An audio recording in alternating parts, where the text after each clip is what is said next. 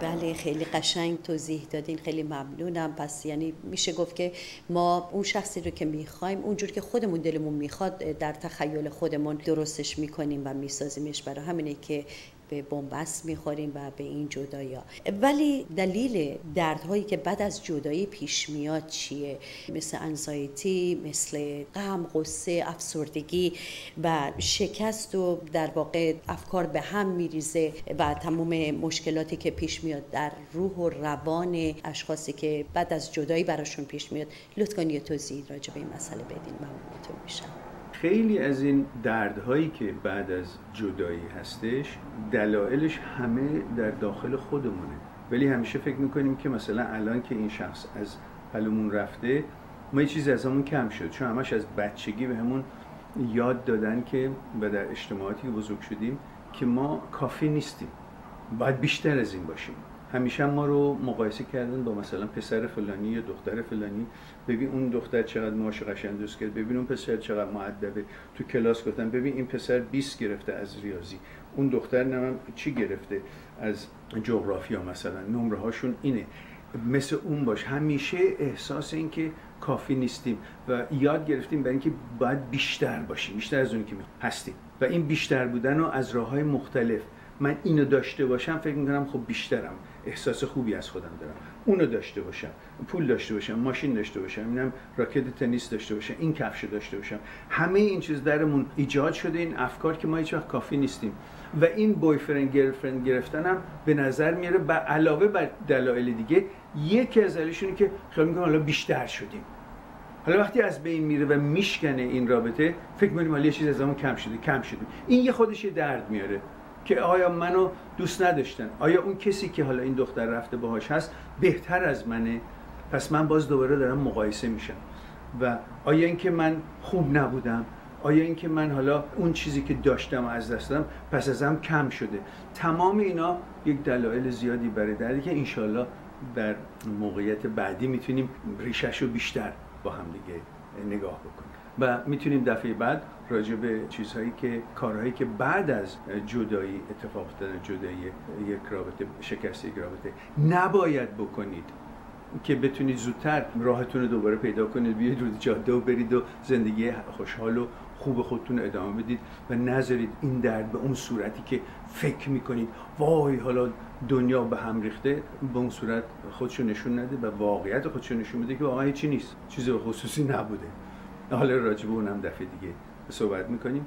به هر حال میتونن دوستان به کانال یوتیوب من که بیش از 1000 ویدیو داره الان، چه به صورت مبحث‌های دراز مدت مثلا 20 دقیقه‌ای، 30 دقیقه‌ای، 40 دقیقه‌ای که به صورت لکچر هستش که اصولاً داخل خود ما رو توضیح میده که چرا ما این دردا رو داریم، چرا اینطوری فکر میکنیم، یا فکر چیه، کانشسنس چیه، رول ترس در این داستان چیه، رول دیزایر چیه، خواسته اصلا چجوری به وجود میاد، رول ایگو چیه، اینا چجوری با هم رابطه دارن و چجور باعث میشن که ما این دردها و این احساساتی که الان خیلیا بعد از جداییشون دارن رو احساس بکنن. و با فهم اینا میتونیم اون سایکی خودمون رو بفهمیم، روان خودمون رو بیشتر بدونیم که این چرا اینطوری ریاکسیون نشون میده.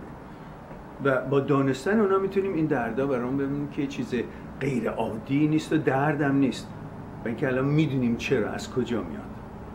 در این یوتیوب 1000 تا از این ویدیو هست که خیلیاش راجع به این مسئله و در حدود 700-800 داشتم راجع به اصولا هر چی که به فکرتون میاد بعد از جدایی، چی اذیتتون میکنه، چرا اینطوری شد، چی کار بکنم، چرا اینطوری فکر میکنم، چرا اینطوری احساس میکنم، میخوام نمیدونم خیلی ناراحتید و خودتون رو سرزنش میکنه غیر اینا، تمام اینا رو براتون واضح کردم در این 1000 ویدیویی که هنوزم ادامه داره. شما هفته 3-4 روز لایو تاک داریم که مردم سوالاشون رو انجام میدن از روی یوتیوب لایو استریمینگ.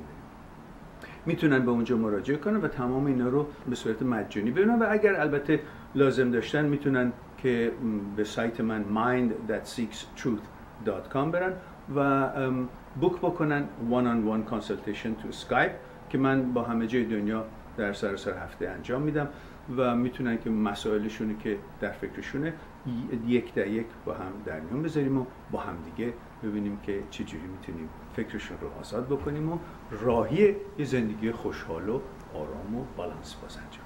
خیلی متشکرم از این موقعیت که من دیدین و انشالله امیدوارم که بتونیم باز در برنامه بعدی بیشتر راجع به مسائل صحبت کنیم. قربون شما، خیلی ممنونم از لطف و حضورتون در این برنامه و اطلاعات خوب و مفیدی که تقدیم ما کردین. بینندگان عزیزمون در این ساعت بازم انشالله در برنامه‌های بعدی در خدمت شما هستیم. آقای دادبه عزیزم، آرزوی بهترینا رو برای شما و موفقیت هرچه بیشتر شما رو دارم. خیلی متشکرم از حضورتون در این برنامه. بینندگان عزیز، اطلاعاتی که تقدیمتون میکنم برای دسترسی به کتاب‌ها و یا مشاوره از طریق اسکایپ میتونین با سایت www.mind-6truth.com تماس بگیرین، مراجعه بکنین. اطلاعات زیر صفحه تلویزیون هستش و یا با شماره تلفن 604 318 63 65 با آقای مهران دادبه بتونین مشاوره‌ای داشته باشین. کتاب‌ها رو 3 کتاب The Breakup Pain Handbook هستش که در واقع راهنمای دردهای جدایی، یکی از کتاب‌های نوشته آقای مهران دادبه هست و کتاب بعدی Transient Thoughts and Me، افکار گذرا و من، اینم یکی از کتاب‌های دیگر هستش. و کتاب دیگر Me, My Psyche and I، من، روانم و خودم. میتونین این کتاب‌ها رو از طریق وبسایتشون دسترسی پیدا کنین، خریداری بکنین. عزیزان، برنامه بعدی ما از این به بعد هر روز سه‌شنبه ساعت 7 بعد از ظهر به وقت لس آنجلس در خدمت شما همگی عزیزان هستیم و امیدوارم که برنامه مورد توجهتون قرار گرفته باشه و تا هفته آینده همگی شما عزیزان رو به خدای بزرگ میسپارم. خدا نگهدار. آیا شما از جدایی و شکست رابطه خود رنج میبرید؟ افسردگی و اضطراب را در زندگی خود تجربه میکنید؟ با مهران دادبه راه بهبودی و بازیابی به زندگی حاصل از اعتماد به نفس، شادی و امید را به خود هدیه کنید. با مراجعه به تارنمای mind-6truth.com کتاب‌های مهران دادبه را به صورت کتاب و فایل صوتی تهیه کنید و از فیلم‌های رایگان یوتیوب چنل مهران دادبه دیدن فرمایید. با مهران دادبه از هر جای دنیا از طریق اسکایپ می توانید مشاوره کنید برای حل مشکلات عاطفی، درد جدایی، مبارزه با غم و افسردگی تا بتوانید زندگی خود را تغییر دهید به مثبت اندیشی و پیشرفتی دوباره. مهران دادبه به شما کمک می کند تا عشق، آرامش و شادمانی را به زندگی خود بازگردانید. 604 318 63 65